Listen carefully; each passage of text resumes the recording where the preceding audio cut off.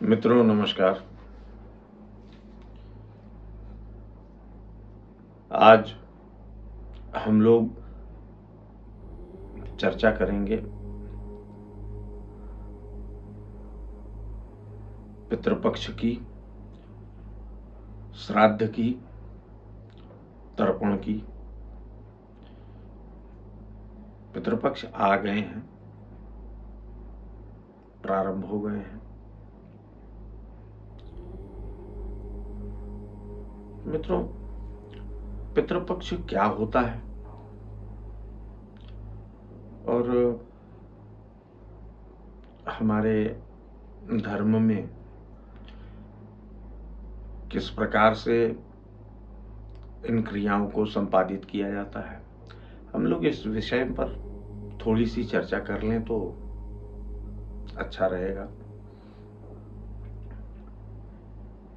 सबसे पहली बात, भाद्रपद मास की पूर्णिमा से लेकर के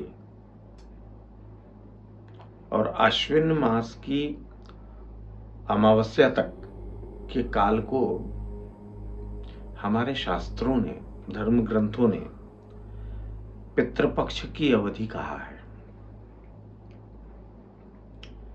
इस पितृपक्ष में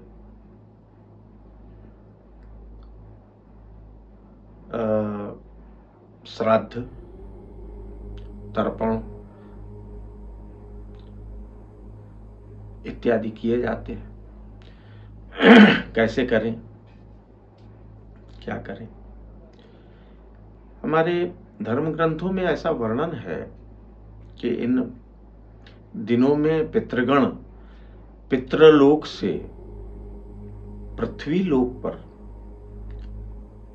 अपने अपने परिवारों के अंदर, परिवारों के घरों में आकर के ये देखते हैं कि हमारे जो वंशज हैं उनके अंदर हमारे प्रति कैसी भावना है, कैसी श्रद्धा है।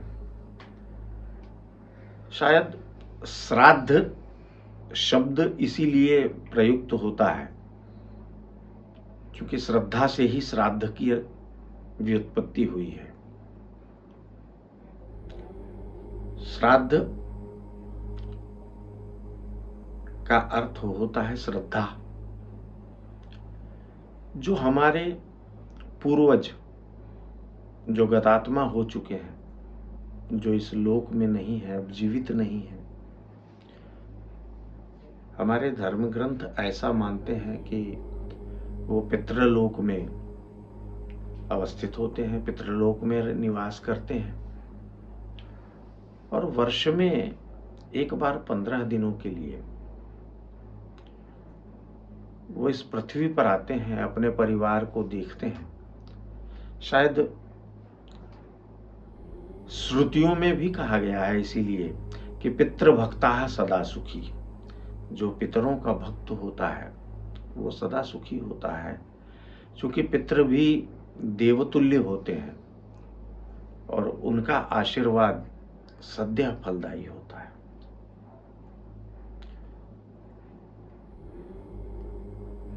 तो प्रत्येक लोग हमारे समाज में, हमारे धर्म ग्रंथों के अनुसार अपने अपने परिवार के पूर्वजों के मृत होने की तिथियां, मर जाने की तिथियां याद रखते हैं और उन तिथियों पर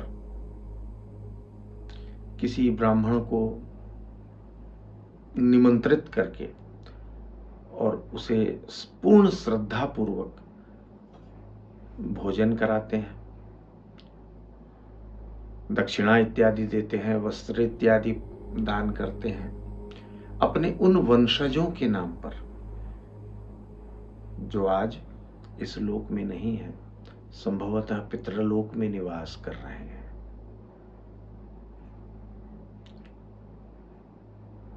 उसके पश्चात भोजनोपरांत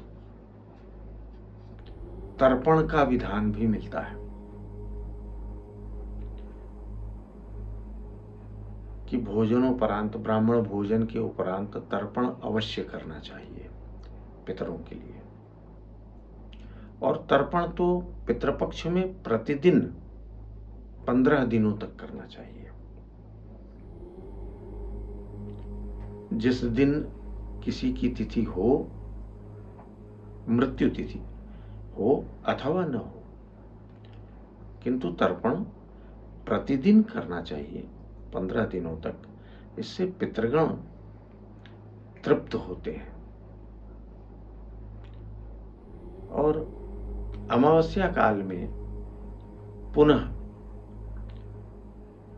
वो सारे पितृगण पितृलोक की ओर वापस जाते हैं, तो सायंकाल पितृ विसर्जन का भी विधान होता है। और अपने अपने द्वार पर अपनी अपनी मान्यताओं और परंपराओं के अनुसार लोग दीपक जलाते हैं,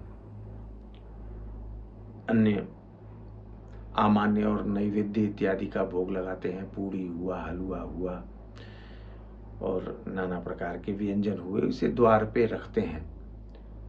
जल से भरा हुआ कलश रखते हैं, पितरों को प्रणाम करते हैं प्रदीप जलाकर, दीपक जलाकर, और पुनः आग्रह करते हैं कि आपके आशीर्वाद से हम लोग फलें फूलें और आप अगले वर्ष पुनः आगमन करें और हम आपको तृप्त करें। तो मित्रों, ये पितृपक्ष का विज्ञान भी बड़ा अद्भुत है, बड़ा विचित्र सा है।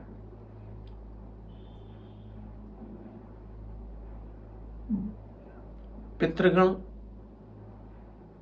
क्यों ऐसा करते हैं? पितरों को देवतुल्य क्यों माना जाता है? पितरों के श्राद्ध तर्पण इत्यादि क्यों किए जाते हैं?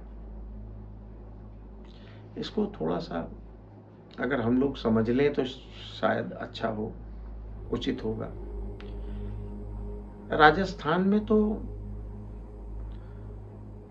पितृगणों के तृप्ति की बड़ी विचित्र विचित्र परंपराएं मैंने देखी।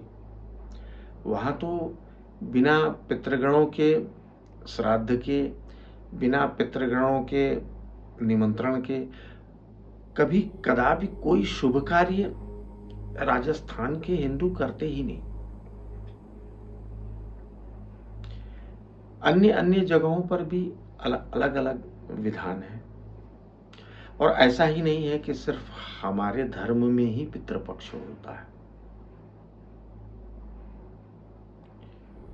इस्लाम में भी एक दिन का पितृपक्ष होता है, जिसे शबे बारात कहा जाता है। इस दिन सारे इस्लामिक बंधु अपने अपने पूर्वजों की कब्रों पर, मज़ारों पर जाते हैं, चादर चढ़ाते हैं, इत्र लगाते हैं, श्रृंगार करते हैं, कब्रिस्तानों में रोशनी करते हैं, दिए जलाते हैं, उन्हें भी नैवेद्य इत्यादि का, मिठाइयों का भोग लगाते हैं। और अपने अपने धर्म की मान्यताओं के अनुसार वो लोग भी फातिहा पढ़ते हैं। इस क्रिया को फातिहा कहा गया।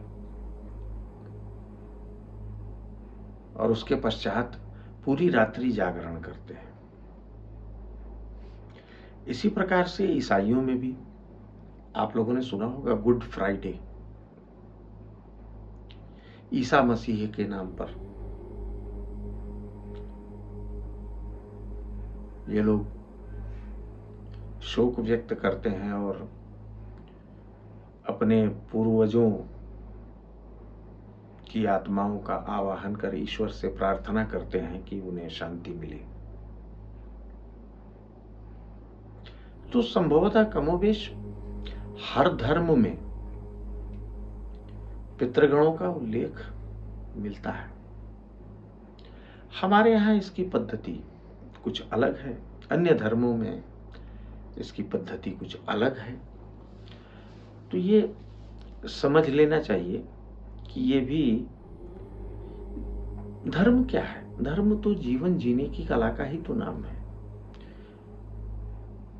तो जीवन जीने की कला के अंतर्गत हमें ये भी पद्धति दी गई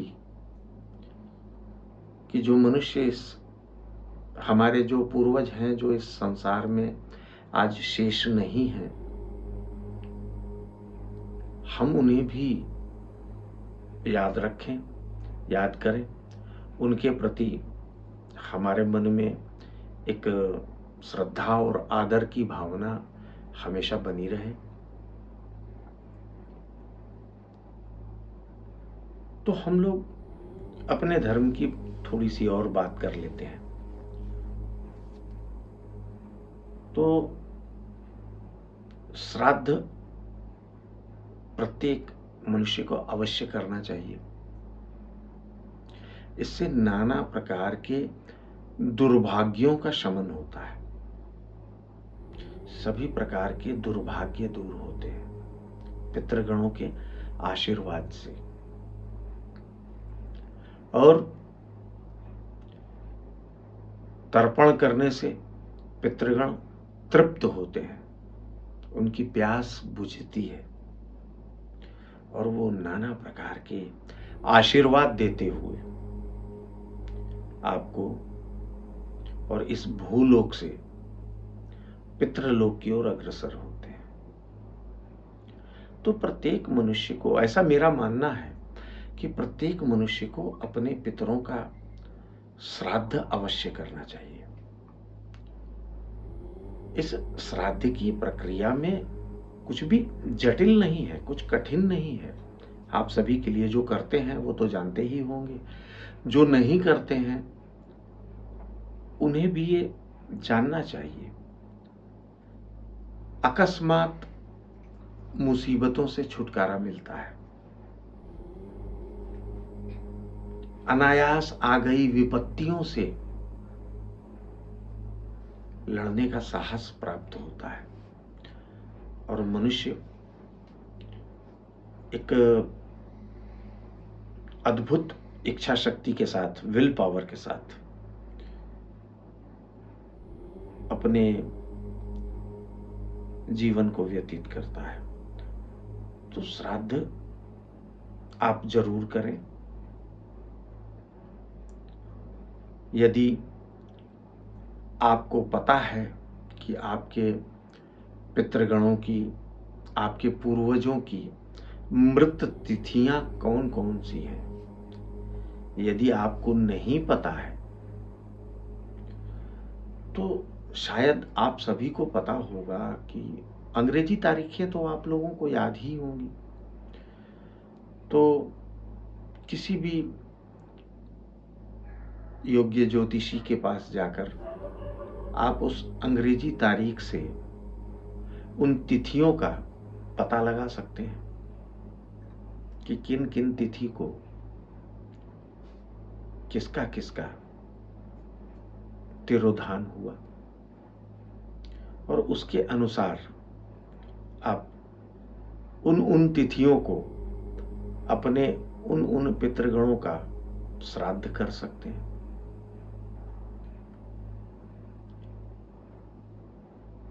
अच्छा, एक और बात कहना चाहूंगा कि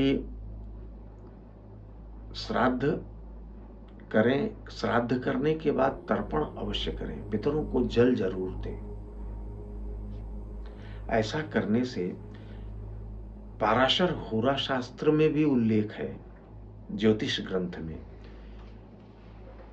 कि राहु, केतु, शनि इत्यादि जैसे क्रूर ग्रह भी संतुष्ट होते हैं, तृप्त होते हैं पितरों की सेवा करने से, पितरों का श्राद्ध करने से। तो ग्रह बाधाएं भी पितृ सेवा से दूर होती हैं। अकस्मात आने वाले अनिष्ट भी दूर होते हैं, क्योंकि इन अनिष्टों के जनक भी राहु, केतु और शनि, मंगल इत्यादि होते हैं, क्रूर ग्रह। तो ये बड़ा आवश्यक है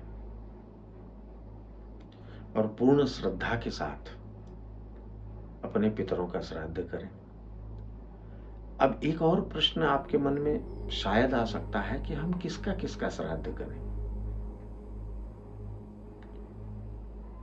तो कहा कि यदि माता पिता नहीं है तो सर्वप्रथम माता और पिता का कम से कम 3 पीढ़ी का श्राद्ध कम से कम अवश्य करना चाहिए। माता पिता, दादा दादी, परदादा परदादी, 3 पीढ़ियों का। उधर माता के पक्ष से, ये तो पिता का पक्ष हो गया, माता के पक्ष से नाना नानी,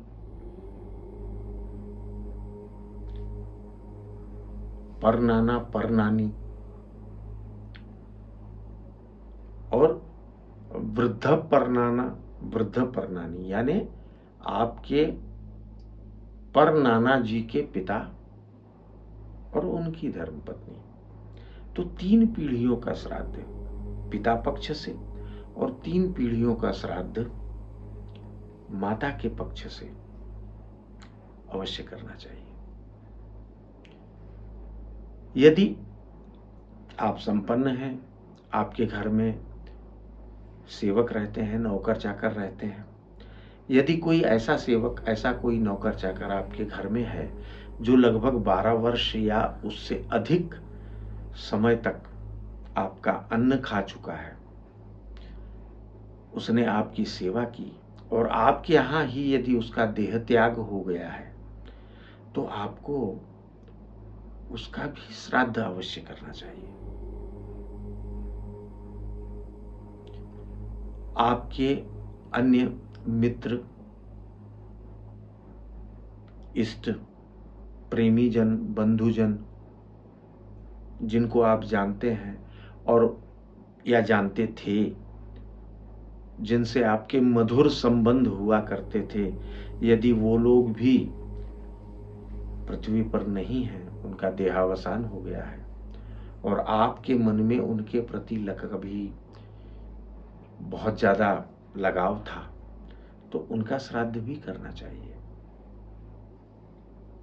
गुरु का, यदि गुरु नहीं है, गुरु माता का अवश्य श्राद्ध करना चाहिए। ये बड़ा विचित्र सा लगेगा आपको, लेकिन जब आप इसे करने लगेंगे तो आप एक बार करने के पश्चात पूरे वर्ष पर्यंत आप स्वयं ये अनुभूति करेंगे कि अन्य वर्षों की अपेक्षा ये वर्ष आपका बहुत अच्छा गया, चूंकि आपने पितृगणों की सेवा की, उनका आशीर्वाद प्राप्त किया। पितृगणों का आशीर्वाद देवतुल्य आशीर्वाद होता है।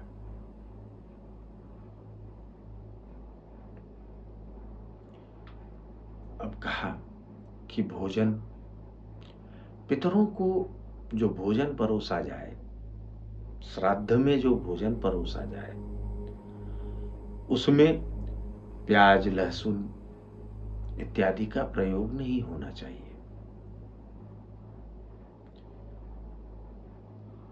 पितृ श्राद्ध में टमाटर, बैगन इत्यादि का प्रयोग भी वर्जित है।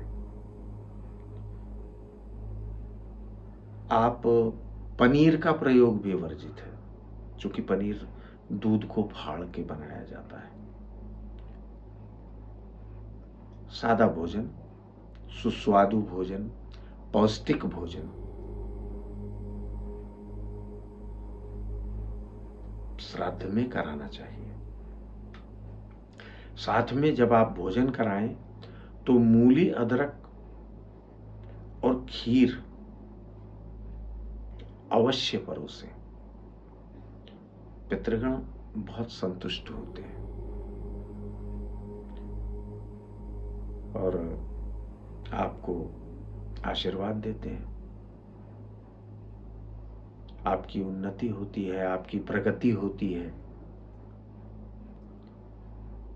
तरक्की होती है, आप मानसिक रूप से बड़ा चैतन्य महसूस करते हैं, यह आप अनुभव में लेंगे।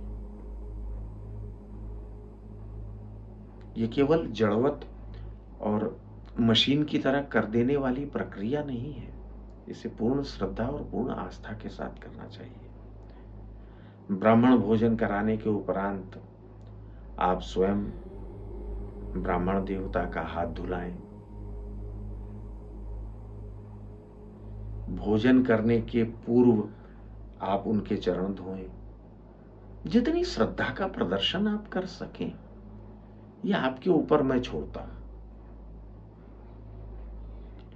भोजनोपरांत तिलक जरूर लगाएं ब्राह्मण को जिसे आपने निमंत्रित किया।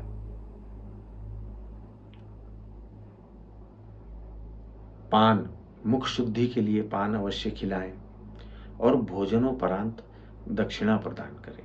यथा सामर्थ्य वस्त्र इत्यादि भी दे सकते हैं।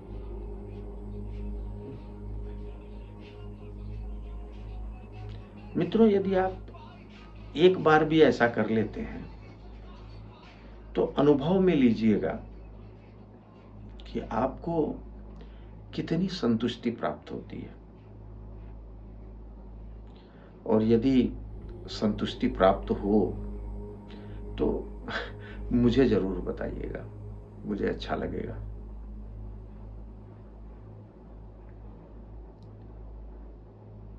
मैं और भी बहुत सारी बातें करना चाहता हूं पितृगणों के बारे में। हां, तर्पण की बात कि श्राद्ध के उपरांत, भोजन के उपरांत जलपान तो सभी लोग करते हैं, तो उसी प्रकार से ब्राह्मण को विदा करने के पश्चात तर्पण अवश्य करें। तर्पण की पद्धति थोड़ी सी जटिल होती है, तो यदि आप संस्कृत पढ़ सकते हैं तो बहुत सारी पुस्तकें हैं तर्पण इत्यादि विधियों की, आप उसे लेकर तर्पण कर सकते हैं। यदि वो आपसे संभव नहीं है तो आपके आसपास या आपके परिचय में कोई ऐसा कर्मकांडी ब्राह्मण आपको प्राप्त हो जाए जो आकर आपसे तर्पण करवा दे। तर्पण में गंगा जल अथवा कूप का जल अथवा सरोवर का जल, किसी भी जल का प्रयोग हो सकता है। तर्पण के अंदर कई देवताओं के तर्पण के साथ हमारे पितरों के तर्पण का विधान है। देव तर्पण, ऋषि तर्पण, पितृ तर्पण, और बड़ी सामान्य सी प्रक्रिया है, बहुत छोटी सी प्रक्रिया है, बहुत अधिक समय नहीं लगता इसमें। आप लोग सोच रहे होंगे कि ये बड़ी जटिल और बड़ी लंबी चौड़ी प्रक्रिया है, ऐसा नहीं है। और पितृपक्ष के अंदर और क्या सावधानी बरतनी चाहिए? जब तक श्राद्ध और तर्पण न हो जाए, पूरे पितृपक्ष पर्यंत यदि आप घर के ज्येष्ठ हैं अर्थात सबसे बड़े हैं, तो पहला अधिकार आप ही का होता है श्राद्ध और तर्पण करने का। या आप अकेले हैं तो आपके पास तो सर्वाधिकार सुरक्षित है। तो 15 दिनों तक साबुन इत्यादि का प्रयोग न करें।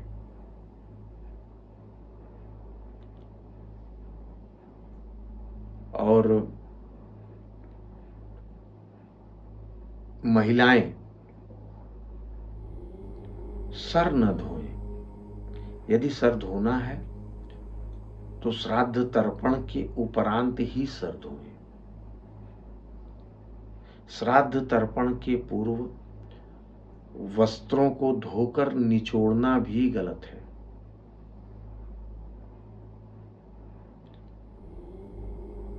क्योंकि वो निचोड़ा गया पानी ही पितरों को प्राप्त होता है। तो इसलिए ऐसी हमारे धार्मिक ग्रंथों ने ऐसी वर्जनाएं लगाई हैं।